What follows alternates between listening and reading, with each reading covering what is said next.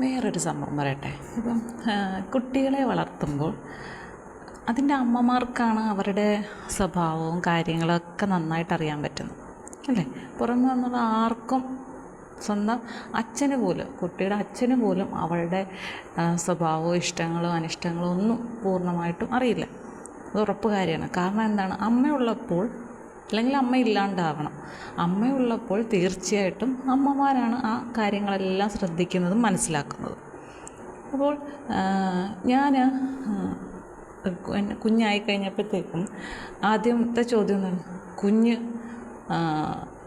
ചിരിക്കുന്നോ, പിന്നെ ചോദിച്ച് കമന്ന് വീണോ, പിന്നെ ചോദിച്ച് എഴുന്നേറ്റിരിക്കാൻ തുടങ്ങിയോ, നീന്താൻ തുടങ്ങിയോ, വലിയാൻ തുടങ്ങിയോ, നിൽക്കാൻ തുടങ്ങിയോ, നടക്കാൻ തുടങ്ങി, ഇങ്ങനെ ഒരു സ്റ്റെപ്പായിട്ട് ഇങ്ങനെ ചോദിക്കാം.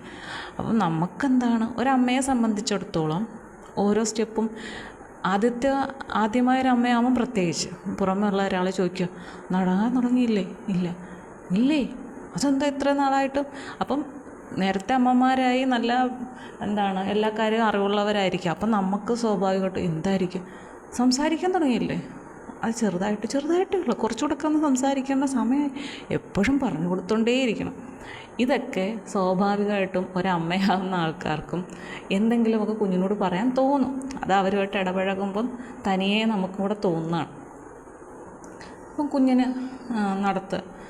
ഒരമ്മയും നടക്കുന്ന കുഞ്ഞിനെ എടുത്ത് തോളിൽ വെച്ച് അല്ലെങ്കിൽ ഏണിൽ വെച്ച് അമ്മയും കുഞ്ഞും കൂടെ പോകാം എന്നൊരിക്കലും വിചാരിക്കില്ല. കുറച്ച് ദൂരം അവർ നടക്കുന്നെങ്കിൽ നടക്കട്ടെ. നമുക്ക് കുഞ്ഞിനെയും കൊണ്ട് അധിക ദൂരം നടക്കാൻ പറ്റണമെന്നില്ല. കുഞ്ഞിൻ്റെ ഭാരവും നമ്മുടെ ഭാരവും കൂടെ താങ്ങും. അല്ലെങ്കിൽ പിന്നെ വെയിലോ എന്തെങ്കിലും ആണെങ്കിൽ നമുക്ക് ബുദ്ധിമുട്ടാണ്, എടുക്കാം.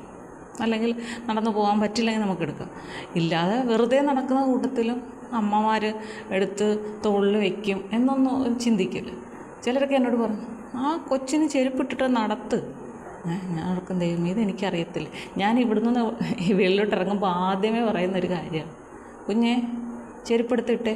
ചെരുപ്പിന് അവൾ പാപ്പാന്നാണ് പറയുന്നത്. പാപ്പ എടുത്തിട് എന്ന് പറയും. അപ്പം അവൾക്ക് താല്പര്യം ഉണ്ടെങ്കിൽ ഇടും, ചിലപ്പോൾ അങ്ങ് ഇടും. പക്ഷേ ഒരു കാര്യമുണ്ട്, നടക്കത്തില്ല. അവളെങ്ങനെയായിരുന്നറിയാമോ? നടക്കാൻ തുടങ്ങുന്ന ഒരു പ്രായമുണ്ടല്ലോ, ഭയങ്കര ആകാംക്ഷയാണ് നടക്കാൻ. ഞാൻ പറഞ്ഞ ഈ ഒരു ആകാംക്ഷ നല്ലപോലെ നടക്കാൻ തുടങ്ങുമ്പോഴും ഉണ്ടാവണം എന്ന് പറയും. ആ സമയത്ത് വീഴും പിടിക്കുകയോ നമ്മൾ തൊടാൻ പാടില്ല, പിടിക്കാൻ പാടില്ല, തനിയെ നടക്കണം. അതാണ് കുട്ടികളുടെ ഒരു രീതി. നമ്മൾ ആദ്യം ഇത്രയും നടന്നില്ലേ, എടുക്കാമെന്ന് പറഞ്ഞാൽ പോലും സമ്മതിക്കത്തില്ല, തനിയെ നടക്കണം. ആ ആൾ ഇപ്പോൾ മോനെ നടക്കും, അവൾക്കൊരു മൂടുണ്ടെങ്കിൽ മാത്രം അവൾ നടക്കും. ഇല്ലെങ്കിൽ അവൾ താഴോട്ട് കുത്തത്തില്ല കാല്. അപ്പം ഞാൻ വഴക്ക് പറയും. എന്നിട്ട് ഞാനിങ്ങനെ എടുത്തുകൊണ്ട് നടക്കണം. അപ്പം എല്ലാവരും പറയും, താഴെ നിർത്ത്, കൊച്ചിനെ താഴെ നിർത്ത്. കൊച്ചെന്താ നിൽക്കാത്തതെന്ന് എനിക്കറിയത്തില്ല.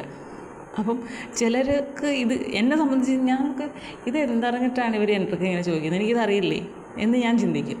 പിന്നെ അവർക്കറിയില്ലല്ലോ അവളുടെ സ്വഭാവം. അപ്പോൾ അവരത് മനസ്സിലാക്കുന്നു ഇല്ല, ഞാൻ ഇത് മനസ്സിലാക്കി വെച്ചുകൊണ്ടിരിക്കുകയാണ്. നമുക്ക് നമ്മുടെ പ്രശ്നം എന്താണെന്ന് നമുക്ക് നന്നായിട്ടറിയാം.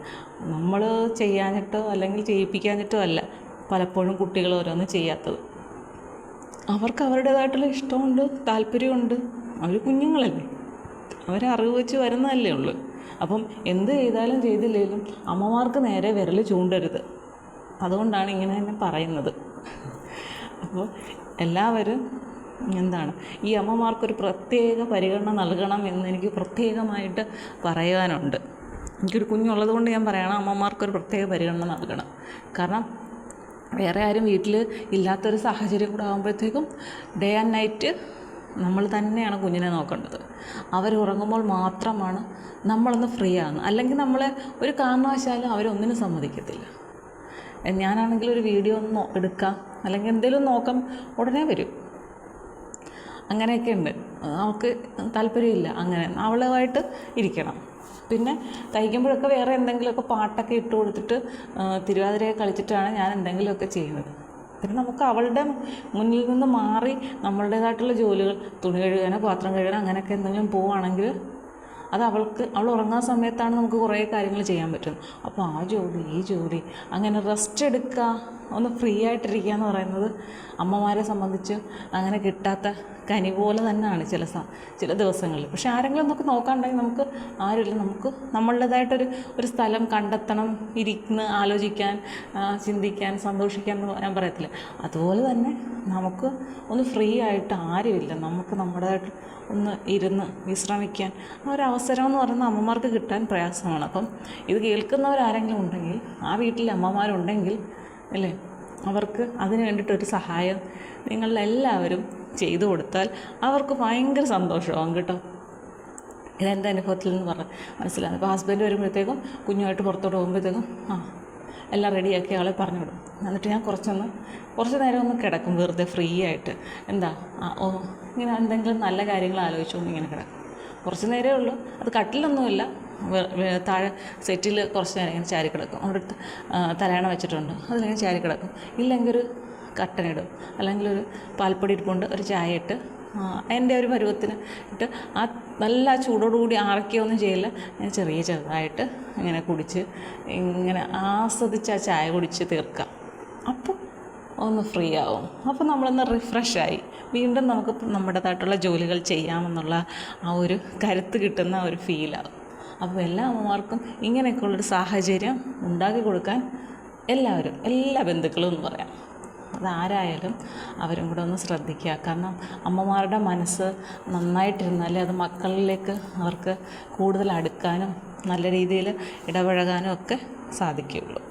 അപ്പോൾ അമ്മമാരുടെ മനസ്സിൻ്റെ ആരോഗ്യം കുട്ടികളുടെ വളർച്ചയെ നന്നായിട്ട് സ്വാധീനിക്കുന്നതാണ്. അപ്പോൾ നമ്മളെല്ലാവരും തന്നെ അമ്മമാരുടെ കാര്യത്തിൽ ഒരു പ്രത്യേക ശ്രദ്ധ കൊടുത്താൽ വളരെ വളരെ നന്നായിരിക്കും. ഞാനീ പറഞ്ഞതിൽ തെറ്റൊന്നുമില്ല എന്നാണ് എനിക്ക് തോന്നുന്നത്. തെറ്റുണ്ടെങ്കിൽ ക്ഷമിക്കുക. എല്ലാ അമ്മമാരും നന്നായിട്ടിരിക്കണം എന്ന് മാത്രം ആഗ്രഹിക്കുന്നു. ശരിയല്ലേ? ഓക്കെ.